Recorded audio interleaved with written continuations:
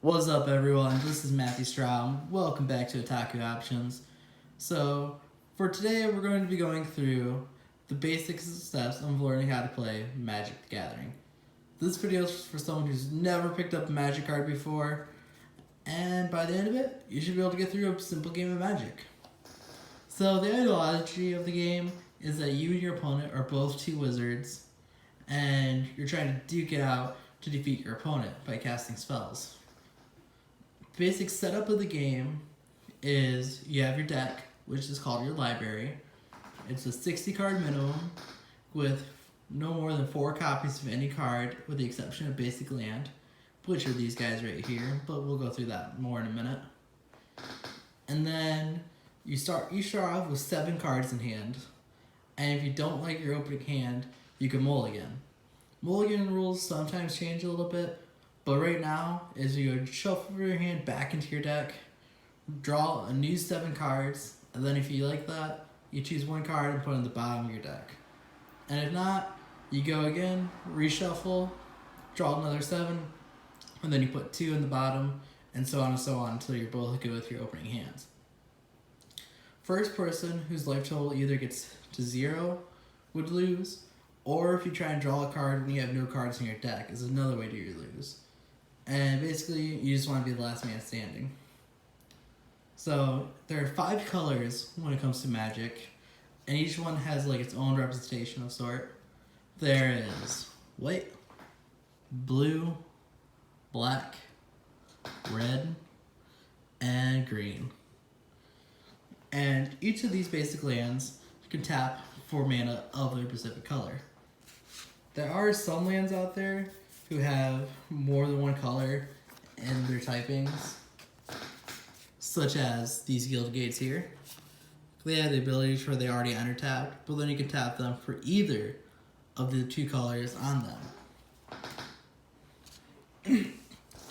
You're allowed to play 1 land per turn, and then each land taps for 1 color of mana of its color.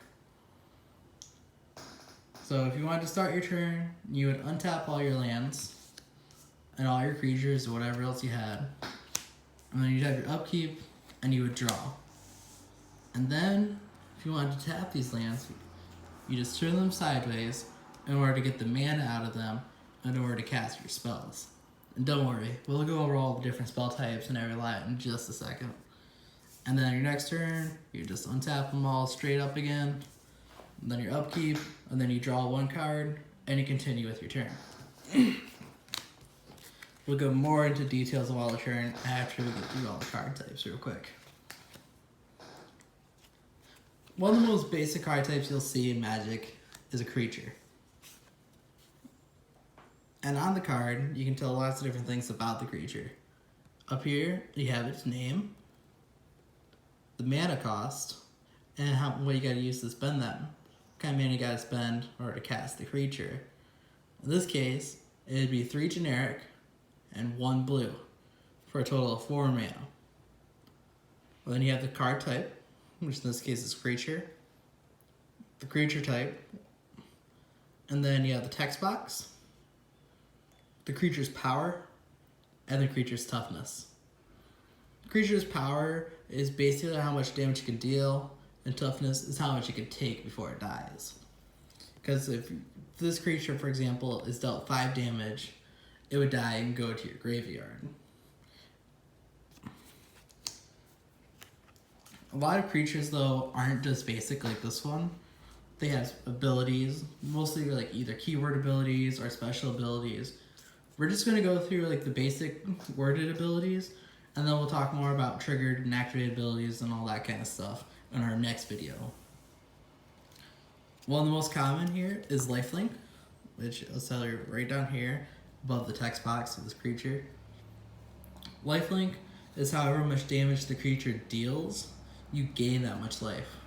So in this case, being he can deal 2 damage, if he dealt 2 damage to your opponent or opponent's creature or a planeswalker or anything like that, you would gain 2 life. Death Touch, which means any amount of damage you can deal is considered lethal damage. For example, both these cards right here are 2/2s. They have 2 power and 2 toughness. If they were to do battle with each other, normally they would trade and they would both die, because this guy can deal 2 damage, this guy can deal 2 damage, and they could both only take 2 damage before dying, which is even not a trade. Whereas our friend here has 5 toughness, so 2 would not normally be enough to put the 5 to 0. But being has death touch, it'd be enough to do it, even if it was like 200 defense somehow.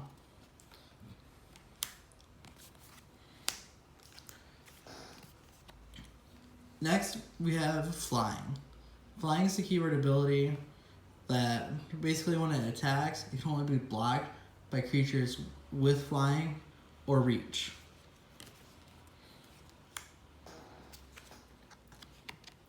And then, as I said, we have reach, which, as I just said, means it can block creatures with flying.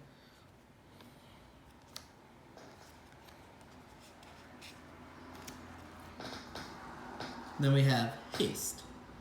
Normally, when you play a creature, it has what's called summoning sickness. So any abilities that cause it to either tap, or if you want to attack that creature, you have to wait until your next turn. They have to be on the field for 1 turn before they can do that. But if it has haste, it can attack the first turn or like use its set tap abilities or anything like that.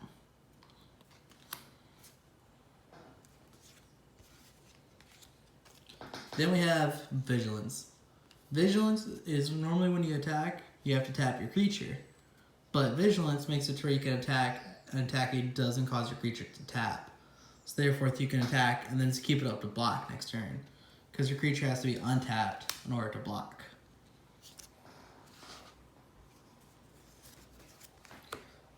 Then we have Trample. Trample is any excess damage a creature would do can go over to your opponent.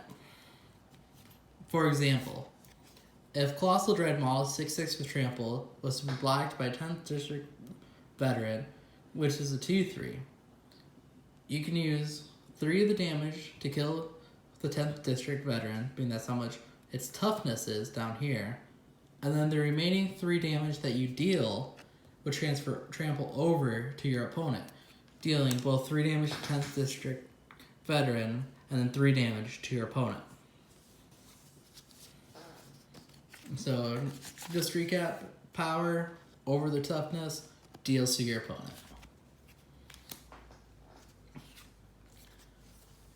Defender, very simple keyword.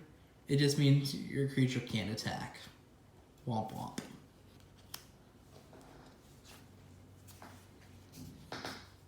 First Strike. Sorry guys, camera's out of focus for a second. First Strike. First Strike is a really great keyword ability because it means your creature would deal damage before your opponent's creature. For example, if your 2/2 First Strike was blocked by a 2/2 Death Touch, instead of them trading because of Death Touch, my creature would deal 2 damage to the blocking creature first, and being 2 is enough to destroy this creature, it would die and not deal damage back. But say if this was like a 2/5 and the First Strike damage isn't enough to destroy it, this creature would then live and deal its 2 damage to Knight of Malice. Next keyword ability we're going to look at, we're also going to use our Knight of Malice friend here, is Hexproof. Hexproof basically is just it can't be targeted by spells or ability your opponent control. Like if they have a card that says destroy target creature, they couldn't use it to destroy a card with Hexproof that you control. But you can still use the cards on it. Like if you had an effect that says target creature gets +3/+3, you could still target it with that. Last one I want to look at today is Flash. Normally either sorceries or creatures or others type cards that have Flash, basically what that does is just gets them the ability to get played as an instant. Whereas normally you can only play creatures and stuff on your turn, you can play instants on your opponent's turn. And if you have questions about instants, we'll get into that in just a second.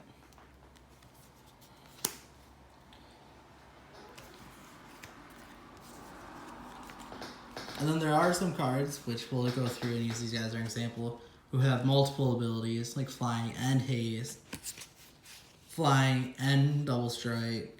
And then there's some ridiculous ones who have like 3, 4, or more keyword abilities, such as all of them, this guy right here. Alright, now we're going to get through the other types of cards. We have our sorceries, which are basically spells you can play during your first or second main phase, which, if you have questions about main phases, we'll get to that in just a second as well.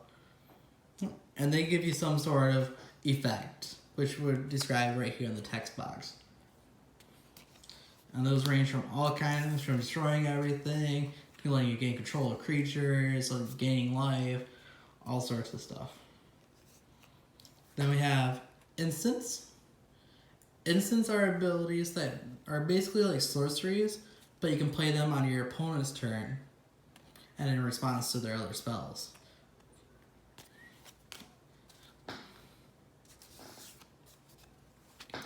Then you have enchantments. Enchantments are permanents that when they hit the battlefield, they either do something right away, or when something happens, it does something, and basically they just stick around on the side, continuing to do whatever their effect does, which ranges greatly. This one, at the beginning of your upkeep, Ill-Gotten Inheritance deals 1 damage to each opponent, and then you gain 1 life. And then you can pay 6 mana, one of it being a black, and sacrifice it, and deals 4 damage to target opponent, and you gain 4 life. So basically, it would just sit there, you would untap your stuff, upkeep, it would trigger, you'd drain your opponent the life, then you draw your card, and continue the turn. Then we got artifacts. Artifacts are a real fun one. They have their mana cost up here just like normal. They're normally colorless, which would mean you can spend any mana of any color, but there are some that do require certain color mana. But the big difference between like artifacts and creatures and whatnot is they don't have summoning sickness because they're not alive. So you can just instantly tap and add their ability, do their abilities right away if you can. Like in this case, in Azorius Locket here, it's 3 mana, and then when it comes down, you can instantly tap it and get a blue or a white mana out of it.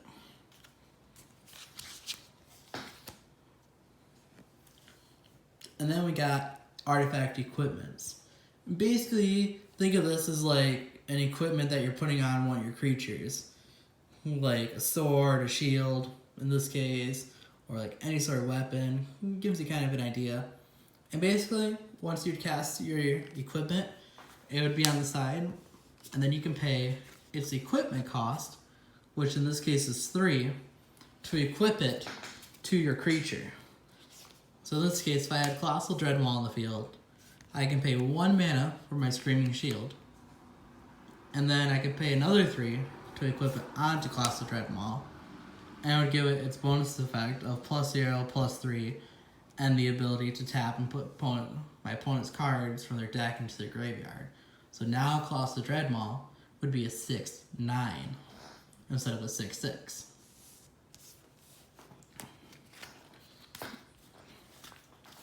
Alright. So, again, we'll just go through the basic phases of a turn, and then a couple basic combats, and then I'll let you guys go. So, you untap all your lands. So, like if I had 2 lands here, I would untap them both. And then I'd upkeep, and any abilities that would happen during upkeep or anything, such as our enchantment friend here, would trigger, and they would happen. And then we'd go to our draw phase and draw our card for turn. And then again, if we want, we can use this turn to play land. You're allowed 1 land drop per turn. And then we're in our first main phase right here. We can cast creatures or sorceries or anything like that, or enchantments, artifacts, during this phase. And I'm going to tap my 1 red mana for Fanatical Firebrand. It's a 1/1 with haste. So I'm going to move to combat. And then we have declare attackers. I can choose to attack with my monkey or Fanatical Firebrand. Or I can choose not to if I want to hold it up to a blocker. As I said, you can only block if the creature is untapped. So I'm going to choose to attack with my monkey. And if they don't have any creatures to block, they would take 1 damage and would go down 1 life. Now, let's say if they had a 3 or 4 creature and I attacked. They could choose to block, and then damage would go through and they would fight, as we talked about earlier. And being theirs is a 3/4 and mine's a 1/1, my creature would die.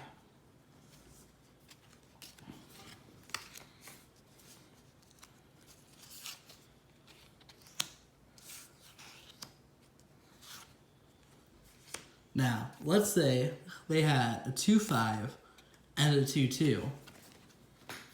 And I attacked with my Hitchclaw Recluse, which is a 1/4 with reach. Normally, say if they blocked with just one of their creatures, they would just bounce, being they don't deal enough damage to kill my creature, and I don't deal enough damage to kill their creature. But if they're both untapped, they can choose to double block, which is basically them working together to block my creature. So then I could choose the order of damage. So I could deal 1 damage to this guy or 1 damage to this guy. But then they also both deal damage to me. So they deal a grand total between both of them 4 damage to my Hitchclaw Recluse, whereas I only do 1 damage. So womp womp for me, my creature dies, and they get both of theirs. I think the last quick thing we're going to talk about, which is real simple, there are what's called enchantment equipments. Like if I have my creature and you would just equip it onto this creature automatically, unlike an equipment, and then it would automatically get its abilities. However, if the creature died that is enchanted, both the creature and the enchantment would go to the graveyard. Whereas if it's an artifact equipment, it would just, the creature would just die, and then you'd still get to keep your artifact. A good way for me to remember this is think of it as like an enchantment aura is like you're being blessed or something, and if it dies, it goes with it. Whereas if a soldier falls in the battlefield, his sword just falls to the ground. So the sword's still there for someone else to be picked up. So I hope this was very informational for you guys. If you have any questions, please feel free to drop them, and I will answer them as soon as possible. I'm going to go through another video or two, about 2 more videos, and we're going to go through a little more in-depth with this, like special abilities, activated abilities, triggered abilities, all that kind of stuff. And I'm also going to have a special guest with us, and him and I are going to sit down, we're going to play a basic game of Magic and show you guys. And then we'll do a more advanced video talking about like the stack and responses, a more complicated aspect of this. But overall, this game seems very hard at first, but it's pretty simple once you get playing it for a little bit, and it's definitely a lot of fun. So I hope you guys enjoy. Again, talk to you soon. Otaku Options out, guys.